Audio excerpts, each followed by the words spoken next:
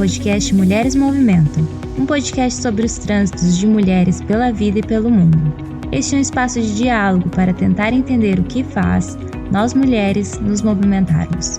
Eu sou a Flávia Shows, comunicadora, internacionalista, virginiana com ascendente em Peixes e Vênus em Câncer. E junto comigo está a Patrícia Silva, também internacionalista, sonhadora, leonina com ascendente em Câncer e Vênus em Virgem. Nesse podcast você vai ouvir um tanto de reflexão e um tanto de trivialidade. A gente fala sobre sonho e impedimento, sobre mover, mas também sobre saber ficar parada, sobre o que nos engrandece, mas também sobre aquilo que nos violenta, sobre amor ao outro e também sobre pertencer a si mesmo. Vem com a gente!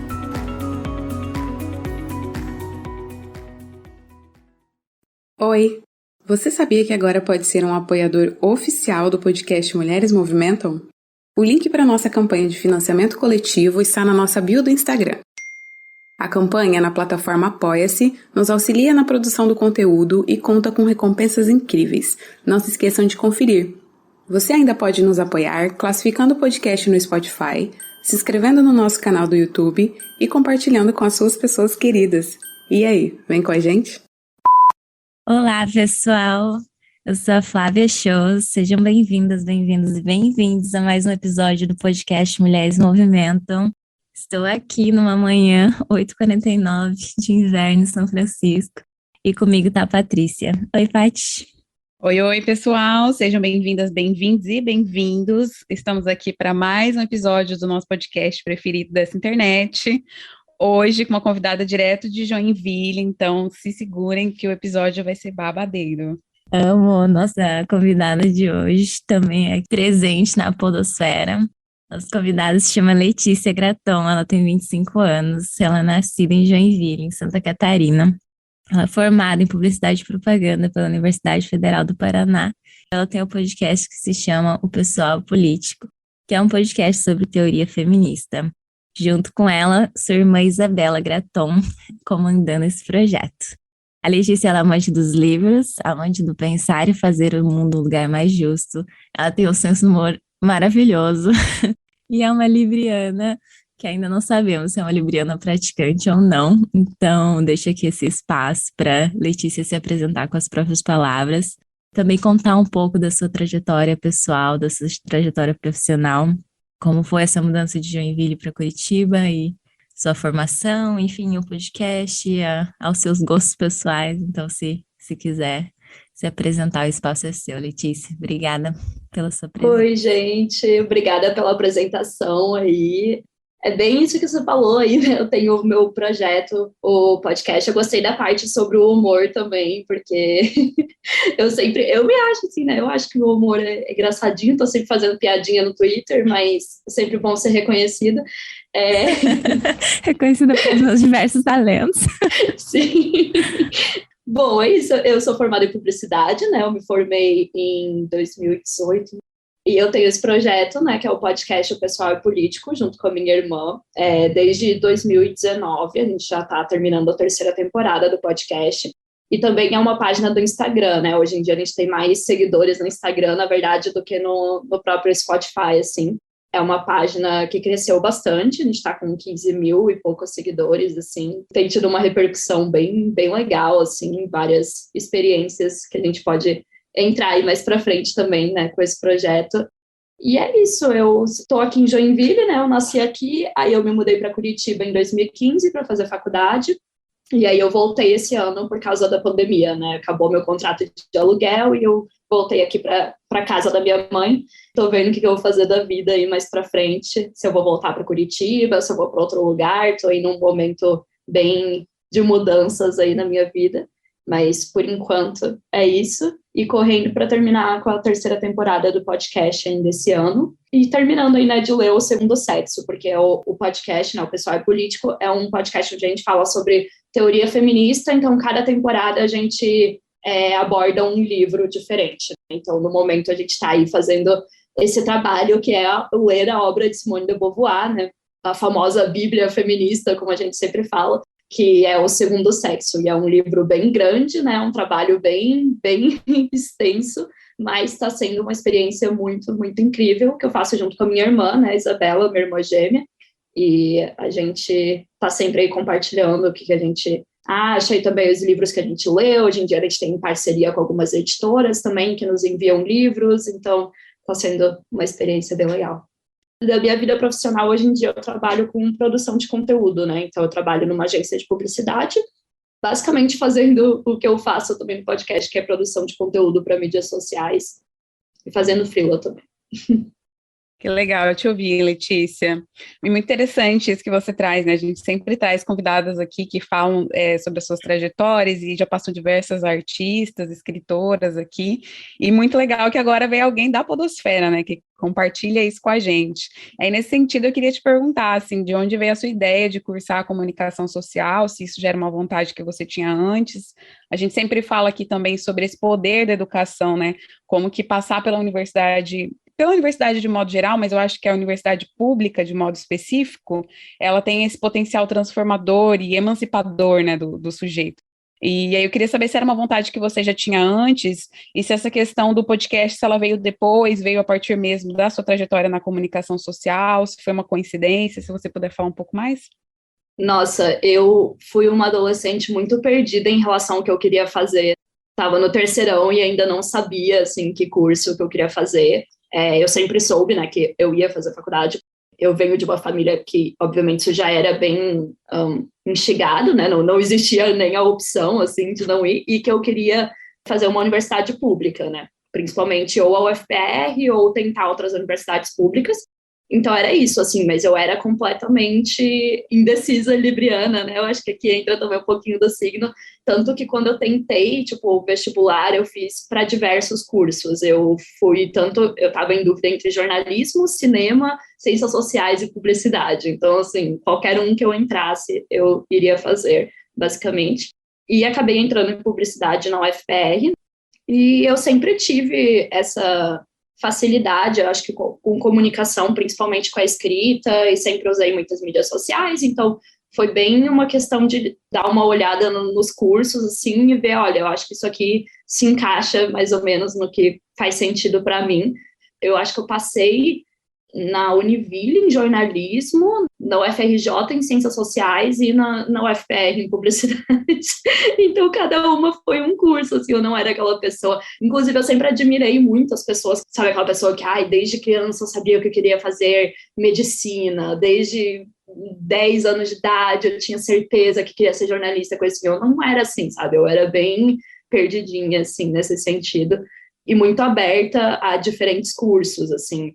Eu queria uma coisa ampla, e daí acho que foi isso que a comunicação me chamou muita atenção também, porque, querendo ou não, muitos tópicos que, por exemplo, talvez eu veria em ciências sociais, que tem a ver com essa questão de gênero, de sociedade e tudo mais, eu vi dentro de comunicação, e com certeza, assim, ter feito o FPR, meu Deus, foi algo que eu sou uma pessoa antes e eu sou uma pessoa depois. Eu acho que para todo mundo isso é verdade, mas principalmente a questão da universidade pública, né?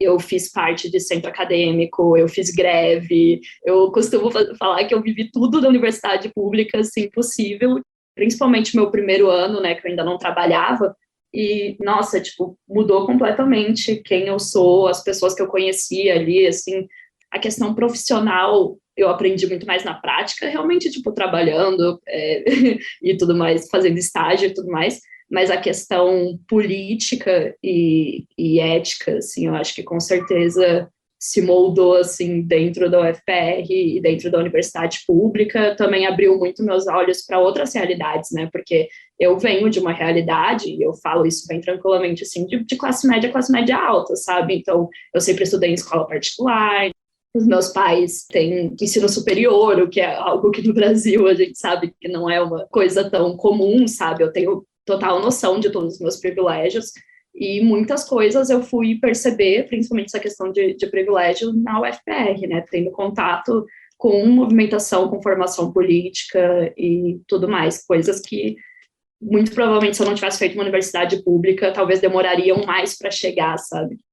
Principalmente eu também acho que a questão do feminismo, assim, é muito engraçado, porque um pouquinho antes, tipo, quando eu estava no final do ensino médio, eu já participava de grupos no Facebook, já estava vendo algumas discussões, porque era aquela época que o feminismo estava começando, né, a virar mais popular aí na internet de 2013, 2014, mas foi na universidade que eu realmente fui ver mais na prática, né, como é que era e quais são as dificuldades, e eu fiz parte de coletivo e conheci outras mulheres que se identificavam também como feminista, e com certeza isso, assim, para o podcast foi algo que, assim, provavelmente o podcast não existiria, né, se eu não tivesse tido essas experiências.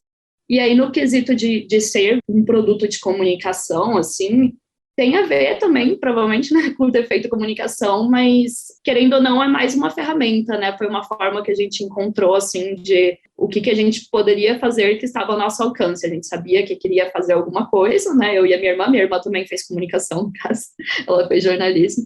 E aí a gente acabou encontrando, né, o podcast, que começou a ficar tão famoso também aqui no Brasil. E aí a gente foi aprendendo na prática e tem sido bem legal, assim.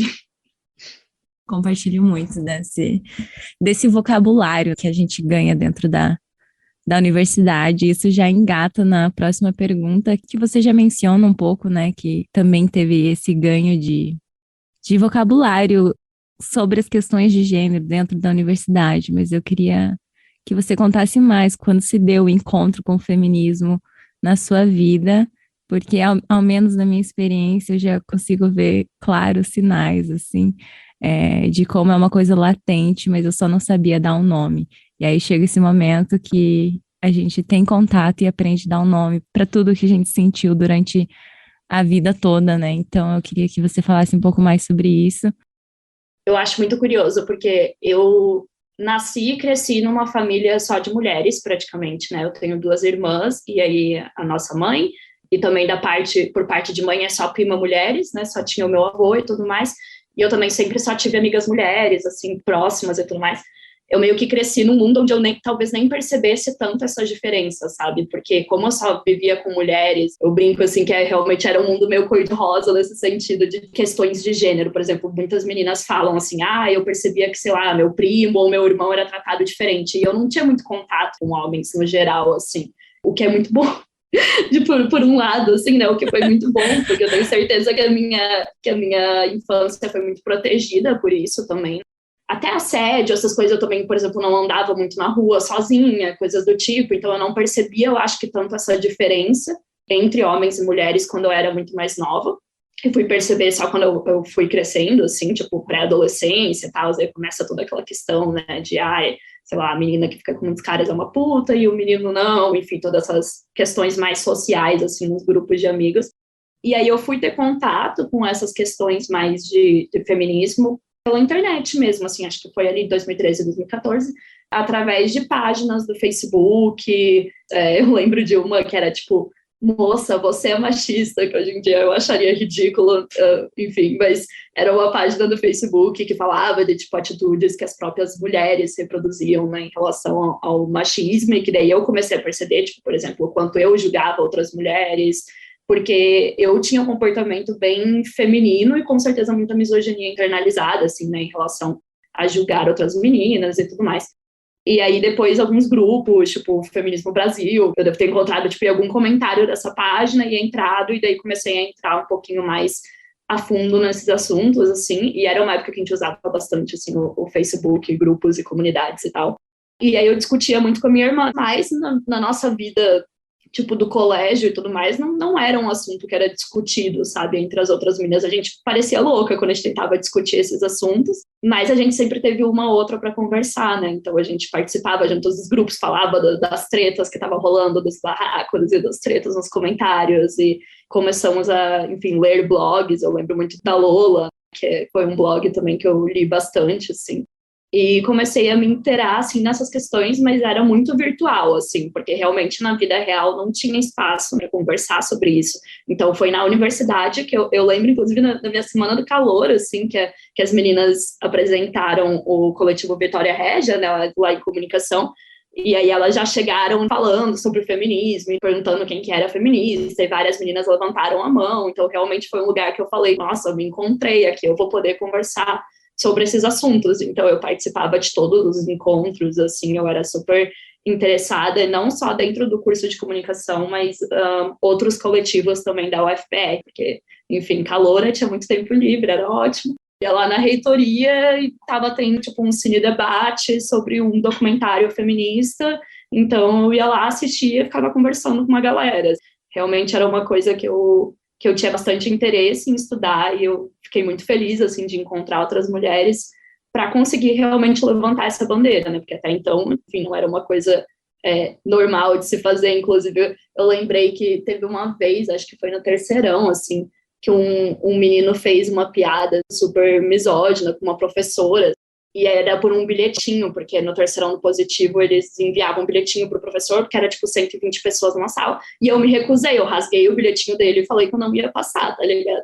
E aí o cara ficou puto e todo mundo começou a me xingar, e eu fiquei, cara, você não pode falar isso, tá ligado? Era uma coisa, nem lembro o que era, mas era alguma coisa muito absurda para uma professora mulher.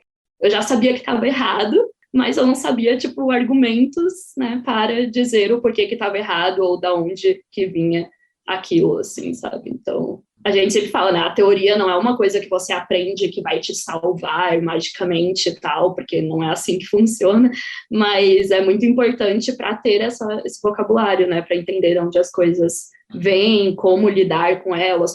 E é isso, né, quando você começa a abrir os olhos para essas coisas, não tem como fechar depois. Exatamente, né? Aprender a dar nome para essas coisas e a gente reconhecer, às vezes, até violências mesmo que a gente sofre desde sempre, né? Só por sermos mulheres, assim. Acho que todo mundo que passa por esse encontro com o feminismo tem esse sentimento em comum, né? Agora eu queria puxar mais para o lado da podosfera, só que também, assim, pegando aí um pouco do que você trouxe, né? Eu queria que você falasse um pouco da sua experiência com o podcast, assim, de onde veio a ideia, como foi o processo de criação. Eu vi que no primeiro episódio vocês comentam de um projeto anterior, assim, que teve antes desse final, desse produto final. Quais são os desafios que você enfrentou? E uma pergunta que eu fiquei curiosa aqui, que é por que a abordagem é pelo feminismo radical, assim, se você pudesse falar também. Então, a questão do podcast foi muito engraçada, porque a minha irmã estava fazendo uns podcasts de zoeira com os amigos dela, quando eles ficavam bêbados em casa, e postavam no SoundCloud, assim, como uma zoeira. E era muito engraçado, e a gente gostava desse formato, assim. E daí a gente falou, meu, por que a gente não faz um nosso, assim? Bem aleatoriamente também, isso era em 2018. E aí a gente começou a gravar, não tinha nome, não tinha uma identidade visual, não tinha um projeto, era só a gente conversando. E a ideia era que a gente trazia 3 notícias que tinham acontecido naquela semana ou naquela quinzena, relacionadas à questão de gênero, assim, e aí a gente comentava elas. E daí, meu Deus, ficava, tipo, super longo. Depois a gente cortou também, mas porque a gente ficava muitas horas conversando. E aí a gente postava no SoundCloud, assim, mas, tipo, a gente nem editava, não era uma coisa... não tinha nome, não tinha nada, era bem zoeiro, assim. E aí a gente começou a gostar bastante disso, assim, mas dava muito trabalho. Eu estava fazendo TCC também nessa época. A gente começou a adiar, daí ficou meio, tipo, de qualquer jeito, assim, e daí a gente falou, tá, vamos parar, e aí ano que vem a gente volta, porque já era no final do ano, e aí a gente senta e faz uma coisa mais organizada, assim, mais bonitinha e tudo mais. Daí a gente já seguia muitos canais do YouTube e coisas assim, né? Eu e a Isabela, a gente consome muito conteúdo. E a gente tava, tipo, tá, a gente poderia, por exemplo, fazer vídeo, mas editar vídeo é muito trabalho e editar áudio é mais fácil, então vamos pro podcast. E aí a gente sentou no final de 2018, aqui em casa, inclusive, quando ela veio pra cá, porque ela mora em Brasília, né, minha irmã? E aí a gente pensou, tá, vamos fazer um projeto mesmo, vamos dar um nome legal. A gente se inspirou, né, em canais e outros podcasts que a gente seguia. E a gente fez um brainstorming, assim, de nomes e pensamos em o que a gente poderia fazer. Na época a gente estava ouvindo bastante um podcast chamado Outras Mamas, que é um podcast sobre feminismo e sobre veganismo também. E elas estavam fazendo, no comecinho do podcast, hoje em dia já é bem diferente, meio que como se fosse tipo o clube do livro, assim, elas falavam, né, do livro A Política Sexual da Carne, e cada episódio era sobre um capítulo do livro. E daí a gente falou, a gente poderia fazer algo assim, vamos pegar um livro também e destrinchar, porque a gente ia gostar desse formato, e vamos meio que, né, copiar, digamos, entre aspas, dando, né, seus créditos e tudo mais. A gente até falou para as meninas que a gente se inspirou no podcast delas, né, e vamos fazendo, sim. E daí a gente começou a fazer, mas, cara, foi tudo realmente aprendendo na prática, porque a gente não sabia nada. Daí foi aprender a mexer no Audacity para editar o áudio. a gente escolheu um livro a princípio que é o Woman Hating, que é o da primeira temporada da Andrea Dworkin, né, que é uma feminista radical, e também é um livro que não é tão conhecido. Então, assim, a primeira temporada foi bem underground, né, foi bem, assim, pouquíssimas pessoas ouviram e tudo mais. Mas a gente, né, como comunicadora, já ia fazendo página no Instagram, já ia fazendo post, já ia fazendo tudo isso, assim, e sozinhas, né, no Canva, fazendo os designs, assim, nenhuma de nós duas é designer. E aí, para a segunda temporada, que a gente falou, não, vamos pegar um livro mais conhecido, vamos fazer uma parada mais assim, e foi quando o podcast realmente cresceu, assim, que a gente começou a se empenhar mais, começou a fazer as coisas com mais frequência. Foi o ano que eu fui no evento do Spotify também, então eu conheci várias mulheres que têm podcasts, e isso abriu muito a minha cabeça, me inspirou muito, assim, porque eu vi o tamanho, né, da podosfera e tudo que poderia ser feito. Aí a gente lançou uma campanha do Apoia-se, começou a pagar a edição, começou a fazer toda essa parte um pouquinho mais profissional, assim, aos poucos. E aí a página foi crescendo, principalmente ano passado, assim, durante a pandemia, teve um ou outro post que furou a bolha, assim, que realmente viralizou. E a gente foi vendo os assuntos que as pessoas mais gostavam, né, de falar, e estamos fazendo outras parcerias, conhecendo outras mulheres que também têm projetos parecidos. Enfim, foi uma coisa bem orgânica, assim, isso foi bem legal. E aí, realmente, é bem engraçado, porque tem esse primeiro projeto, mais ou menos, de podcast, que tá até hoje em dia no SoundCloud, acho que tem, tipo, 2 ou 3 episódios, que tá lá, assim, né, como uma coisa experimental, que serviu para chegar onde a gente está hoje, né? Então, uma coisa que eu sempre falo para as pessoas, qualquer pessoa que tem vontade de, tipo, produzir conteúdo, fazer qualquer coisa, cara, vai fazendo, sabe? Você vai se ajustando, você vai se ajeitando. Eu acho que tem muita gente que espera, ai, não, mas sei lá, eu não tenho um microfone profissional. Até hoje eu gravo no microfone do meu celular, sabe? Ou eu não posso pagar edição, ou eu não posso, sei lá, pagar uma designer. Enfim, se você tem uma vontade de tirar um projeto do papel, só vai fazendo e você vai aprendendo no caminho. E, tipo, a gente começou bem sem nenhuma pretensão, e eu acho que também sem saber o que poderia virar, sabe? Até sem entender o que poderia virar, porque hoje eu acho que isso é um problema, assim, na internet, como tem muita gente grande já, eu acho que as pessoas já entram querendo, tipo, ai, não, porque eu quero fazer público marca, porque eu quero ser grande, porque eu quero ter 1 milhão de seguidores e tudo mais, porque virou, né, um negócio mesmo, e é super justo e tal, você querer isso, mas não espere, sei lá, você ter a melhor câmera do mundo, o melhor microfone do mundo, a melhor coisa do mundo, ser super profissional, fazer o melhor roteiro, sabe, realmente tem que ir na base da tentativa e erro, assim, e aí você vai descobrindo o que funciona. E sobre a questão do feminismo radical, tanto para mim quanto para a Isabel, assim, à medida que a gente foi estudando mais sobre feminismo e entrando em várias questões, lendo bastante, se movimentando, assim, estudando sobre, a gente foi se identificando, né, mais com a vertente do feminismo radical, mais pela questão de onde ele identifica, né, onde é a opressão da mulher, porque é isso que diferencia as vertentes, e também com as autoras, com as pautas, diversas pautas que para a gente hoje são as principais, né, por exemplo, a questão da indústria do sexo, a questão da heterossexualidade compulsória, da pedofilia, enfim, várias pautas bem complexas, a gente não via sendo abordada, ou pelo menos não tanto, dentro de outras vertentes, assim. Então, a gente acabou se encontrando mais, né, no feminismo radical, porque realmente foi o que fez sentido, assim, pra gente, e é o que faz sentido até hoje. Então, quando a gente definiu isso, assim, isso aí era um pouco antes da gente ter começado a fazer o podcast, e aí quando a gente foi fazer ele, a gente definiu, né, que ia ser sobre teoria radical, principalmente também por ser uma teoria que muitas vezes é muito demonizada, ou que as pessoas não conhecem tanto, ou que é considerada até mesmo, sei lá, antiquada por vir da segunda onda, e hoje em dia a gente já está, né, meio que tecnicamente na terceira onda, enfim, existem debates sobre terceira, quarta onda e tal.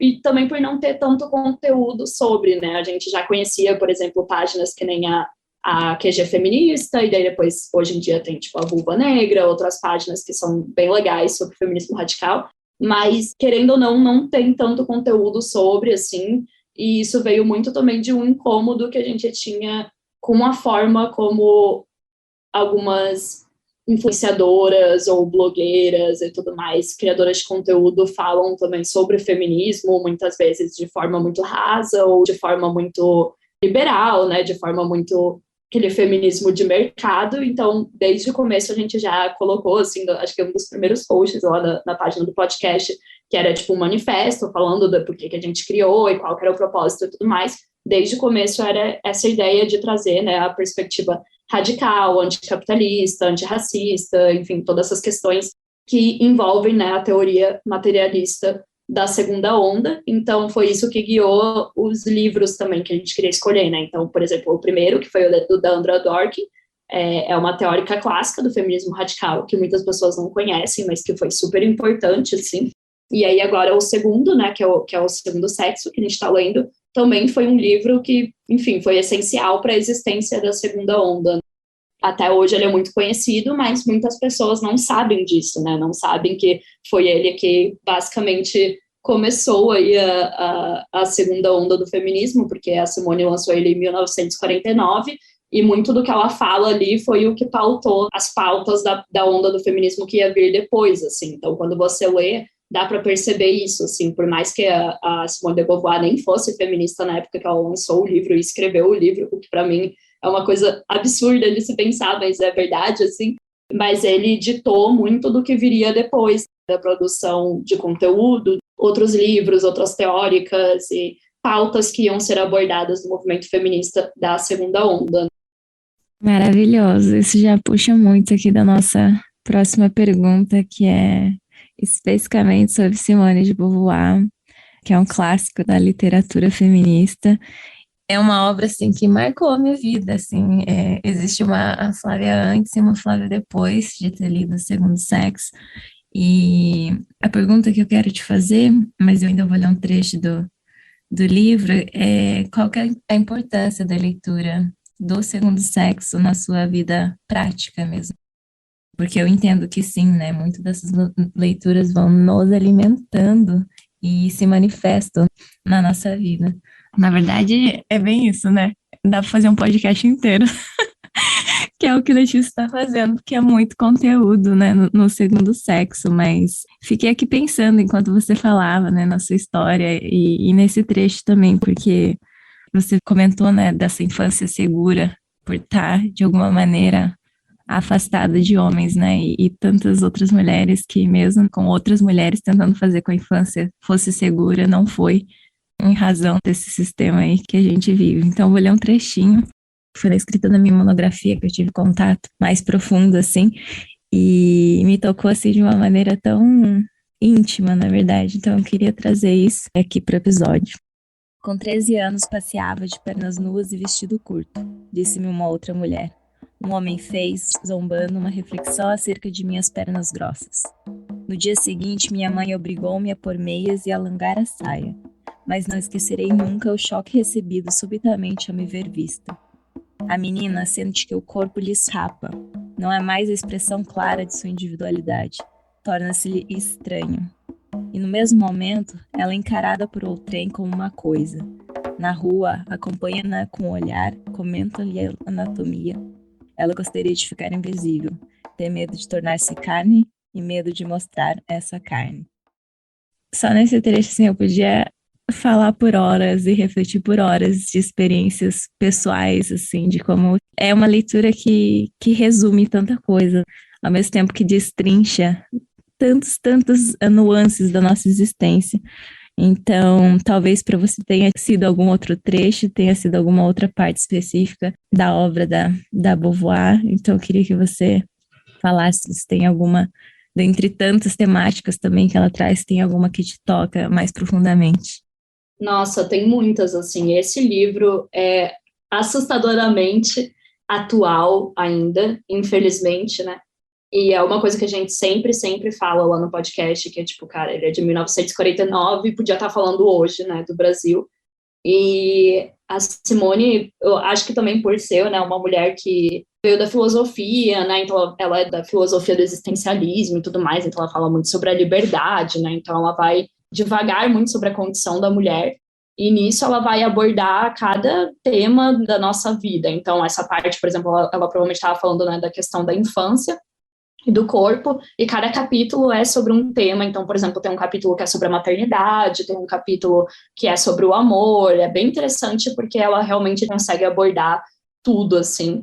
E eu não vou ter, acho que, algum trecho específico, mas o último capítulo que a gente leu agora, né, que foi o último do livro, inclusive, ela vai falar sobre a mulher independente, que seria, tipo, a mulher que, enfim, está tentando ser independente dentro do patriarcado, traçar a sua própria trajetória, fazer as coisas que ela quer fazer e tudo mais. E, cara, eu me identifiquei muito, assim, é um capítulo muito, muito bom. E eu recomendo demais, assim, mesmo que vocês não tenham lido o livro, tem alguns capítulos específicos que, por exemplo, eu, antes de ter lido a obra inteira, eu já tinha lido uma coisinha ou outra. Também tive contato durante a minha monografia, porque eu estudei a representação da maternidade, então acabou entrando um pouquinho, assim, mas eu não tinha lido ele inteiro ainda, fui ler por causa do podcast. E é um trabalho, né, bem grande, assim, é um livro bem grande, mas mesmo que você leia, tipo, de pouquinho em pouquinho, vá lendo um capítulo ou outro, assim, aos poucos, cara, vale muito a pena, porque é cada tapa na cara, você se identifica demais, você vê a sua vida, a vida das suas amigas, a vida das mulheres que você conhece ali, escrito naquelas páginas de uma forma surreal, assim, o quanto ainda é atual, né? Por exemplo, nesse capítulo que ela fala da mulher independente, né, ela fala muito de a gente meio que, por exemplo, hoje em dia tentar ter a mesma liberdade sexual que os homens, mas ela fala como a condição da mulher ainda dificulta isso, né? Então, de um lado, por exemplo, você vai ter o argumento liberal de saia com quem você quiser, dê para quem você quiser, seja super livre, sexualmente falando e blá blá blá, que claro, é importante, mas a Simone traz o lado de que tá, ok, a mulher pode até ter rompido com toda a questão da passividade, da feminilidade, já ser uma mulher que é mais direta, fala, não, eu vou atrás dos caras, toma iniciativa, sei lá, faz sexo casual, vai atrás dos caras que têm interesse e tudo mais, mas a sua condição ainda coloca como inferior na sociedade, né? Então, por exemplo, você sai por aí ficando com os caras, nada garante que um cara não vai te violentar, sabe? Nada garante que, enfim, o cara não vai fazer alguma coisa, tipo, tirar a camisinha no meio do sexo, ou, enfim, te estuprar, né? Isso também é um estupro, mas, enfim, de forma violenta, ou, por exemplo, que você não vá sofrer com gravidez indesejada, ou com uma DST, ou com alguma coisa assim. Então, querendo ou não, a nossa condição já nos coloca nesse lugar, né? Então, ela lá em 1949 já estava falando uma coisa que a gente vê acontecendo até hoje, sabe? Que não adianta você querer ser a mulher super independente, revolucionária no seu individual, se o coletivo ainda te coloca nesse lugar de inferior, assim. Então é muito interessante, porque é óbvio que ela incentiva que as mulheres tenham, né, essa liberdade e tudo mais, mas ela entende que essa liberdade não vem de um lugar individual, sabe? Que é muito vendido hoje em dia, né? Que, tipo, sei lá, é só você se sentir bonita, ou você se sentir poderosa, ou você ser uma, sei lá, grande CEO de uma empresa e grow boss e tudo mais, mas, tipo, não é isso que vai solucionar, sabe? E ela leva muito para a necessidade da mudança coletiva na sociedade para mudar isso, sabe? Que não adianta ter uma ou outra mulher. Então, cara, quando eu li esse capítulo, que é bem o último, é o capítulo que fecha o livro, né? Falta só a conclusão. Eu vi a minha vida, eu vi a vida das minhas amigas, eu vi a vida, né, de todas as mulheres que eu convivo hoje em dia, que estão, por exemplo, questionando toda a questão do patriarcado, que se consideram feministas e que ainda, obviamente, têm várias dificuldades, justamente porque as coisas ainda não mudaram. Enfim, eu me identifiquei muito.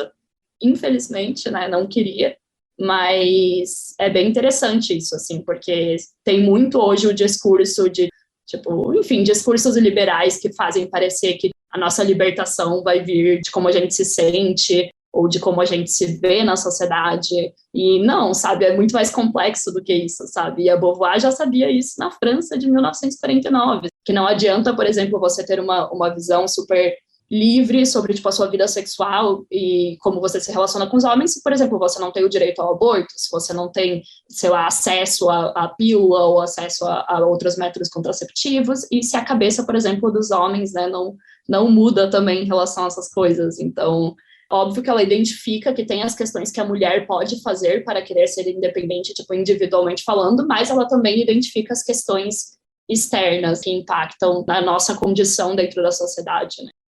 E, nossa, que livro, sério, é um livro muito potente. Eu super concordo com você, Flávia, quando você disse que, cara, existe eu antes e eu depois, não só por causa do podcast. O podcast, claro, me deu essa oportunidade de realmente explorar ele mais, porque é diferente, obviamente a gente lê, senta, faz um roteiro, discute sobre, traz convidadas, então realmente é um trabalho bem extenso, que com certeza fez com que eu até entendesse mais o livro do que eu entenderia se eu só lesse sozinha.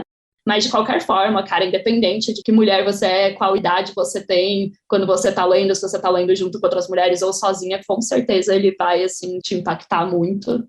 E aí a gente está aí no trabalho, né, de fazer com que cada vez mais mulheres consigam ter acesso a essa teoria. Muitas mulheres falam que começaram a ler por causa do podcast, né, ou que agora estão entendendo, ou que isso facilitou o entendimento delas, e é isso, né, esse era o nosso objetivo principal. Então, fico muito feliz. Sim, e até num dos primeiros episódios do Pessoal Político, vocês trazem as contribuições da Grada Quilombo e da Djamila Ribeiro, e eu achei maravilhoso, porque já no começo você traz isso, ó, isso aqui foi importante, mas já tem outras pessoas, outras mulheres pensando sobre isso. Então, eu achei uma maneira muito, muito bonita mesmo de fazer essa introdução ao pensamento da Simone de Beauvoir. Então, minha dica aqui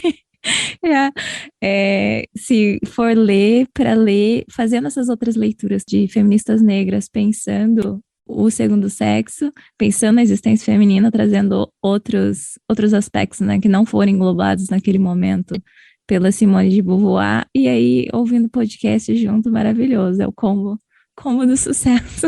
Sim. Parte de você entender, né, uma obra antiga, assim, é entender que ela deu início a muita coisa, mas que hoje em dia a gente já tem vários outros pensamentos, né, então, por exemplo, no primeiro volume ela fala sobre materialismo histórico, psicologia, várias questões, assim, história também, várias questões que hoje em dia, por exemplo, com novos estudos e novas autoras, a gente tem mais conteúdo sobre, né, então é sempre entender o lugar que a obra ocupa naquela época, naquele momento, entender, por exemplo, que era, claro, gente, é uma autora branca, uma autora francesa, é uma autora classe média alta e tudo mais, tipo, entender da onde que ela vem, né, que é muito importante, assim, para hoje em dia realmente, tipo, aplicar isso, mas também trazer, né, outras contribuições e outras questões que a gente já evoluiu por causa dela também, né, tipo, que ela colocou aquilo e depois outras mulheres trouxeram mais. Isso é bem, bem legal, assim, bem interessante. Gente, o máximo, né? Simone também foi uma das primeiras autoras que eu li da teoria feminista. E, de fato, pelo que eu acompanhei, assim, eu lembro de ter feito uma disciplina específica, porque teoria feminista é uma das teorias das relações internacionais, mas não só, depois eu fui fazer disciplinas em outras universidades com outros cursos que também estudam, e eu lembro que a Simone de Beauvoir sempre estava na bibliografia, né, a porta de entrada mesmo para muitas meninas e muitas mulheres no feminismo, e como a obra dela contribuiu mesmo, assim, na luta das feministas para a gente avançar nessas pautas. Claro que hoje a gente vive numa sociedade um pouco mais complexa do que aquela, e que exige a gente pensar de outras formas, e para isso a gente, de fato, tem outras autoras. Mas a gente não pode deixar aqui de contemplar esse clássico. E outra, né, tendo essa ideia de um podcast que discute isso e traz esse texto, facilita demais, assim, facilita muito.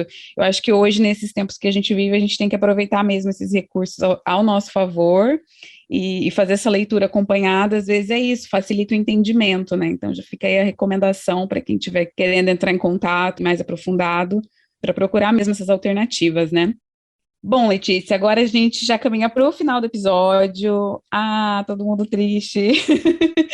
A gente caminha aqui para a nossa pergunta clássica, que a gente pergunta para todas as convidadas que passam por aqui, que é o que te movimenta, Letícia? Qual que é a sua força propulsora? O que faz você caminhar aí nos seus pensamentos, mas também nas coisas que você acredita e tudo mais?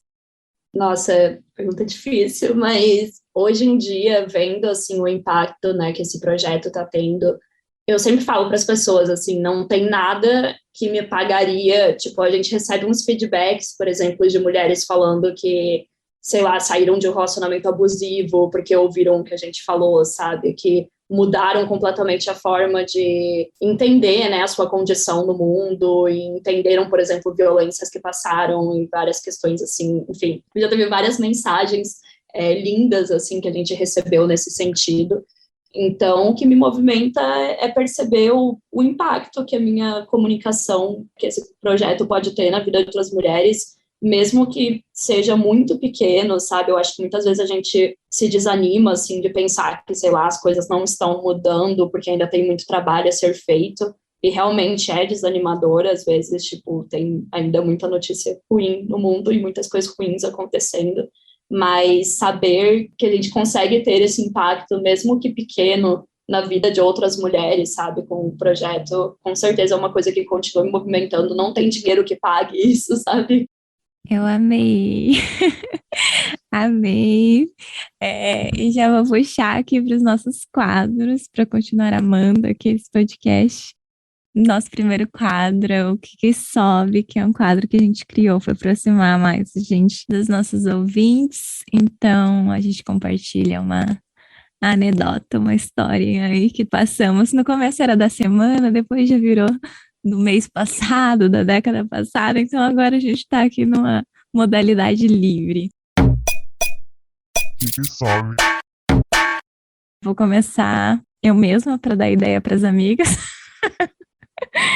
Boa, por favor. Preciso de ideias. Que, na verdade, assim, é uma coisa que acho que todas as pessoas que vão viver em um país que tem uma língua, um idioma diferente da sua língua mãe, passam aí por diversos desafios. E eu vim para os Estados Unidos, eu já tinha uma base do inglês muito boa, o que me faltava, na verdade, era confiança. Então, depois de viver aí, já tô 2 anos e meio quase nos Estados Unidos, eu sei que o meu inglês está num nível muito bom, assim. Claro, né, cometo erros, esqueço, quando fico nervosa, falo torto, mas tudo ótimo. Só que o que acontece é que tem um pessoal, quando a gente tá na nossa bolha, é tudo lindo, né? Todo mundo fica, ai, que maravilha, você tá aprendendo outro idioma, não sei o quê, mas sai da bolha, o negócio é difícil, né? Porque tem muita gente escrota, a verdade é essa. E eu tive recentemente aí nessa vida de solteira o grande desprazer de ir num date. E o cara começou a corrigir o meu sotaque, ele não estava corrigindo nem o meu inglês. E assim, se corrigir o meu inglês, eu não me importo se for uma coisa gentil, né? Com licença.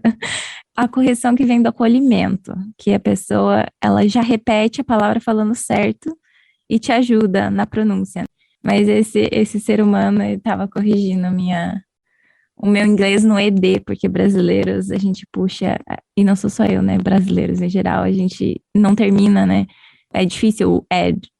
A gente sempre vai um pouquinho mais no ED quando vai falar alguma coisa no passado. E aí ele tava querendo corrigir isso. Aí na hora eu fiquei, não, tudo bem, uma vez, 2 vezes, 3 vezes. Na quarta vez eu falei, querido, não tô entendendo o que você quer. E aí eu falei pra ele de uma imagem que eu li uma vez, uma ONG compartilhando no Facebook, que é uma imagem que diz assim, accent is a sign of bravery, que é um sotaque, é um sinal de você ter coragem, ser corajoso, né? Aí eu falei isso pra ele, falei assim, ó, não quero mais, chega, acabou a palhaçada. Meu que sobe só é esse, que às vezes parte de um lugar de insegurança nosso, talvez se fosse no Brasil alguém me corrigindo, eu teria pensado e realmente assimilado aquela crítica, né? Pegado aquilo para mim de uma maneira negativa.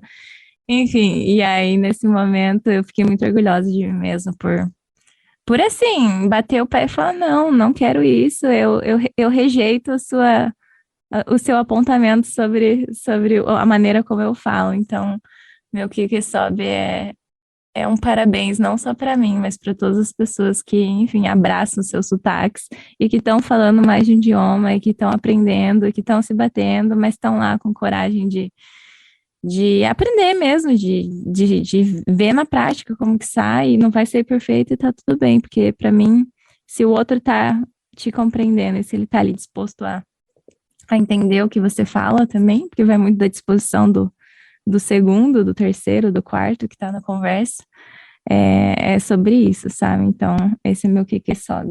Um date, amiga, meu Deus. Ai, gente, foi péssimo, foi péssimo. Não, aqui é colecionar história para piores days. Tá foda, viu? Enfim, Paty, se quiser compartilhar a sua, a gente deixa o nosso convidado. Vou começar falando que eu aprendi que o nome disso é preconceito linguístico recentemente. Inclusive, vou contar meu que sobe nessa temática, porque eu estou em Portugal, gente, não é fácil. Eu estou em Portugal, e aí vou contar aqui a história de... Poderia contar várias, mas eu vou contar do dia que eu entrei no supermercado e fui abordar uma atendente do supermercado para fazer uma pergunta, que eu queria comprar... eu queria comprar leite condensado, que aqui não se chama leite condensado, não me lembro o nome como se chama, mas enfim, não é leite condensado. E aí eu chamei a menina de moça.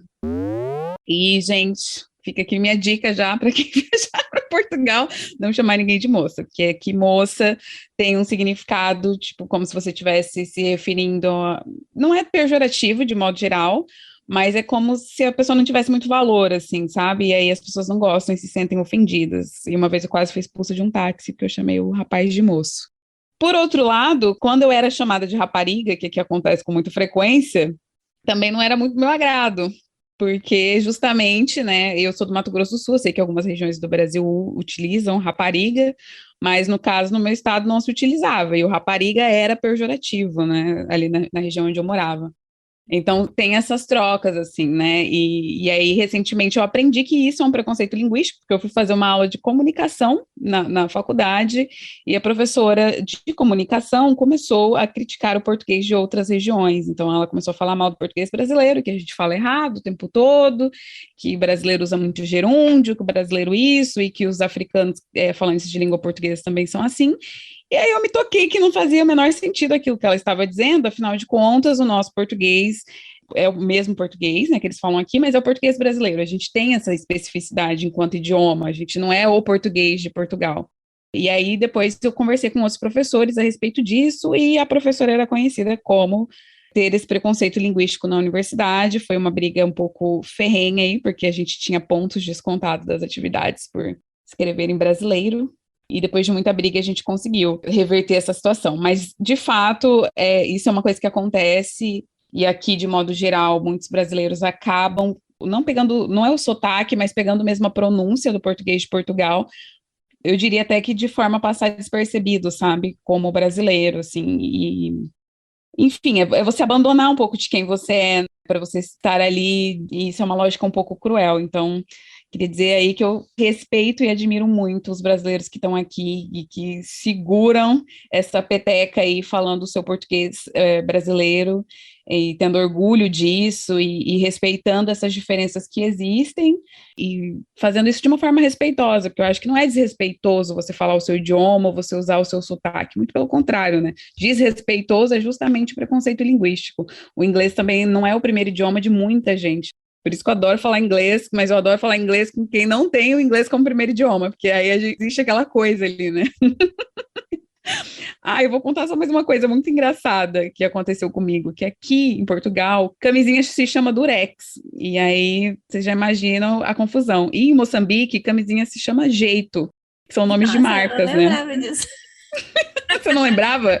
É porque na faculdade, na moradia, tinha uma caixinha na entrada. Mas não era uma marca isso? É uma marca, só que é a marca mais famosa. É tipo o Durex, na real. E aí, retire aqui o seu jeito. E aí, eu lembro que eu cheguei e não tinha nada, a caixa estava vazia. E eu fiquei assim, ai, gente, mas o que é isso? E catei a caixa, virava de ponta cabeça. O seu jeito. Tem até foto, amiga, de você com essa caixa. Sim, amiga, porque foi ridículo. As pessoas passavam por mim e davam risada, né? Tipo assim, essa maluca aí, né? Letícia, se quiser puxar aí o seu que sobe. Eu pensei em uma anedota. Não sei se vocês têm Twitter, mas se alguém tiver Twitter aí, me sigam no Twitter, @legraton. E o meu nome no Twitter é Clitóris de Aço, né? O nome que tá em cima como nome. Amei. E por quê? Aí muitas pessoas se perguntam por quê, né? Da onde que eu criei isso, da onde que veio e tudo mais. E essa é a anedota, porque, na verdade, esse nome, daí eu já vou contar aqui, porque daí depois também, quando as pessoas me perguntarem, eu já tenho um lugar para falar, olha, ouçam um episódio que daí vocês vão entender. Ele veio de uma treta de grupo da faculdade, quando eu estava no último ano da faculdade, num grupo de calouros. E aí sempre tem umas atividades lá, tem uns posts que os calouros têm que se apresentar e tem que falar um monte de coisa e tal. E aí uma pessoa criou um post que as pessoas tinham que contar histórias, tipo, qual que é a história de quando você estava mais bêbado, coisa assim. E aí uma menina contou uma história, tipo, super tensa, assim, falando que ela tinha sido quase abusada e uma amiga dela salvou ela, porque ela tava numa festa, tinha bebido muito, e um cara tava levando ela pra um lugar e uma amiga dela, enfim, viu acontecendo e salvou ela, tá ligado? Era uma história bem, tipo, enfim, foda, assim. E, geralmente, nesses grupos de calouros, as pessoas, né, leem a história e daí ficam, calouro, blá, blá, blá, e, tipo, e leva pra esse lado, né, da piada e tudo mais, porque eram histórias de bêbados. Mas nessa história, não fazia sentido as pessoas comentarem desse jeito, porque era uma história tensa, sabe? Tipo, as pessoas tinham que estar comentando, pô, amiga, que bom que você ficou bem, nossa, que bom que essa amiga te ajudou e tudo mais. Não fazia sentido você ir lá e comentar, calouro, nossa, bebeu bastante, porque não era uma história que estava no nível das outras.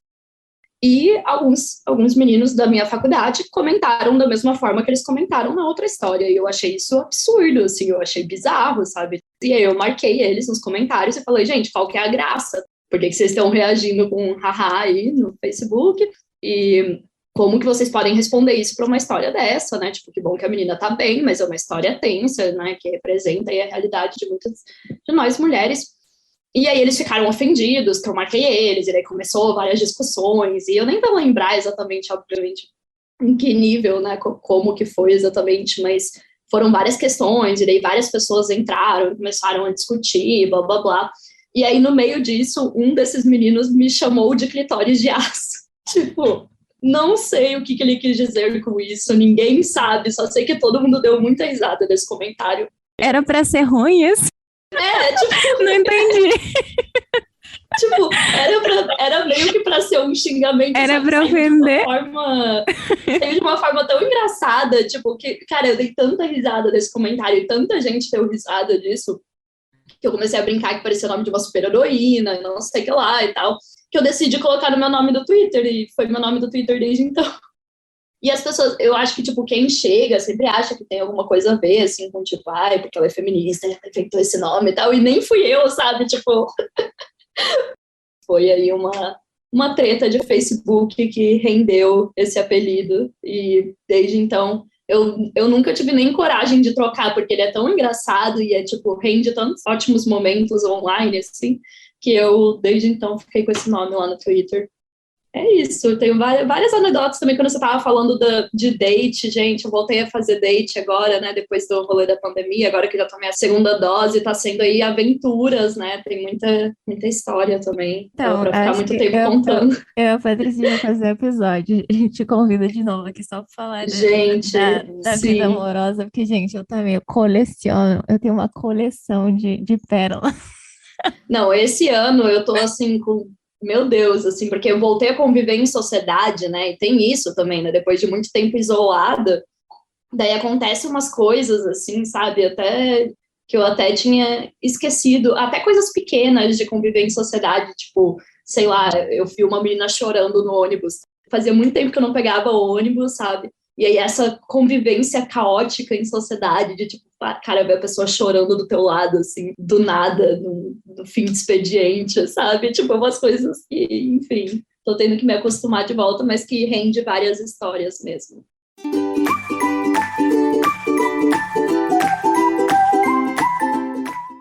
Bom, agora caminhando para o nosso quadro final, que é o Movimentando as Ideias, aqui a gente troca sobre o que anda movimentando nossas cacholas. Chama a Flávia já aí para puxar. Amiga, puxa aí já as indicações para essa semana. A minha indicação, eu tô aqui numa corrida contra o tempo, pois virginiana que sou, queria bater a minha meta de 30 livros no ano, mas não vai rolar, porque eu tenho um mês para ler o quê? A metade, porque eu li 16 até o momento, estou muito orgulhosa, mas queria bater minha meta, tô muito empolgada, assim, com esse aplicativo que é o Goodreads, eu já deixei como indicação aqui. É como um tracking, né, dos livros que você lê, do que você quer ler, partes mais importantes, então é bem legal, uma rede social de livros, na verdade. Mas enfim, aí eu tava com alguns livros já no meu Kindle e li essa semana o Pequeno Manual de Racista da Djamila Ribeiro, que acompanhou uma aula que eu tive dela na especialização que eu faço. E é isso, né? Que mulher foda, né? Então, minha indicação não é... Porque é um livro curtinho, um livro rápido de ler. Então, quem também estiver na corrida aí da meta, leia, porque é rapidinho, mas tem que ler com atenção, porque tudo que ela fala ali é coisa que brancos precisam ler, saber. E é isso. Queria indicar o livro dela essa semana, mas também o trabalho da Djamila de maneira geral, inclusive essas contribuições que ela traz, alargando o trabalho da Simone de Beauvoir, que a gente já falou aqui hoje. Letícia, quer fazer suas indicações? Pode ser. Bom, eu terminei de ler recentemente um livro que é a biografia da Eleanor Marx, que foi a filha do Marx, né, a filha mais nova do Karl Marx. E, nossa, gente, é uma biografia incrível, assim, tem tudo, tipo, se você é fofoqueira que nem eu, tipo, biografia é muito massa por causa disso, né, você descobre, assim, muitas coisas. Eu descobri várias fofocas da família do Marx, assim, lá de 1895, e ela foi uma mulher incrível, assim, que eu nunca tinha ouvido falar, né, a primeira biografia dela aqui no Brasil, inclusive, eu recebi esse livro de uma amiga que fez a tradução do livro. E aí ela me perguntou, você gostaria de receber para depois indicar lá no podcast e tal? E aí eu fiz um post também bem legal falando sobre. É um livro bem grande, acho que tem 400 e poucas páginas, eu levei bastante tempo para ler, mas é muito, muito fenomenal, assim, enfim, uma história de vida incrível, né, que ela teve. Foi uma mulher maravilhosa dos anos 1800 e pouco, que já era extremamente à frente de seu tempo, assim, ela já tinha uns pensamentos, ela foi uma das pessoas que meio que começou, né, o feminismo socialista na Inglaterra, e que muitas de nós nem sabem que existiu, pelo menos eu nem tinha muito essa noção, assim, eu sabia que o Marx tinha filhas, mas eu não sabia da história dela, né, e é isso, né, a gente sabe que, obviamente, se ele tivesse tido filhos homens, eles seriam muito mais conhecidos pelo nome do pai e tudo mais, e a Eleanor foi essencial, assim, tanto para a história do feminismo quanto do socialismo, e inclusive ela foi a biógrafa do pai dela, então muito do que a gente sabe do Marx hoje foi porque ela escreveu a biografia dele, então foi uma mulher muito importante para todos esses movimentos. E de séries, eu estou assistindo a última temporada de Insecure, que é uma série da HBO, que eu não sei se muita gente conhece, mas é uma série maravilhosa que é feita pela Issa Rae, que é a escritora, acho que ela é escritora, produtora e atriz da série também. E é muito baseado na vida dela e na vida das amigas dela, né? Ela é uma mulher negra e todos os personagens principais são negros também. E fala, enfim, da vida deles, assim, de como jovens adultos, depois da época da faculdade, assim. Se eu não me engano, são 4 temporadas, tá na última, então tá terminando, infelizmente. Mas é, assim, incrível e, enfim, eu gosto muito dessa mulher. Quero muito ver os próximos projetos dela e eu recomendo demais. Gente, vou fazer minha indicação aqui rapidinho. A minha indicação se você caiu aqui de paraquedas nesse episódio, nesse podcast, e não teve contato ainda com a teoria feminista, eu queria já recomendar um podcast, além do O Pessoal é Político, que a gente já falou, que tem o clássico da Simone de Beauvoir, um podcast chamado Dicionário Feminista, que ele traz, tipo assim, os principais conceitos do feminismo explicadinhos, traz algumas correntes teóricas e tal, e aí talvez seja uma porta de entrada aí para quem quiser se aventurar nesse universo. Letícia, queria te agradecer por ter aceitado o convite, ter topado vir aqui trocar com a gente nesse podcast. Muito, muito obrigada mesmo. Se você quiser deixar suas redes sociais para quem quiser te seguir, do seu projeto. Eu que agradeço, gente. Eu adoro participar de outros projetos, adoro falar, então podem me chamar sempre. É muito legal poder compartilhar um pouco da história, né, de como o podcast surgiu e de como tem sido essa experiência. Quem quiser, quem ficou interessado em seguir, a gente é @opessoal-e-político no Instagram. E no Spotify é só colocar o Pessoal é Político, vocês vão achar, enfim, todos os tocadores de podcast que vocês ouvem. E no Twitter e no Instagram eu sou @legraton. Legraton, enfim, Letícia Graton. E é isso. Acho que é isso. Muito obrigada, meninos. Obrigada, Letícia, pelo seu tempo. Obrigada pela sua participação. Obrigada, gente. Até semana que vem. Não esqueça de seguir as nossas redes sociais, @Mulheres Movimento. A gente também tem nosso e-mail, mulheresmovimento@gmail.com. Se quiserem deixar críticas, sugestões, que mais? Mensagens lindas de amor também, estamos aceitando. Beijo. Beijo, gente. Até semana que vem. Tchau, tchau.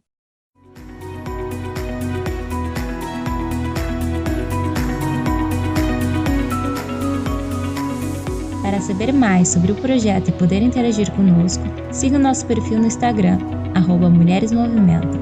Nosso e-mail de contato é mulheresmovimentam@gmail.com. Indique nosso podcast para suas pessoas queridas e aproveite!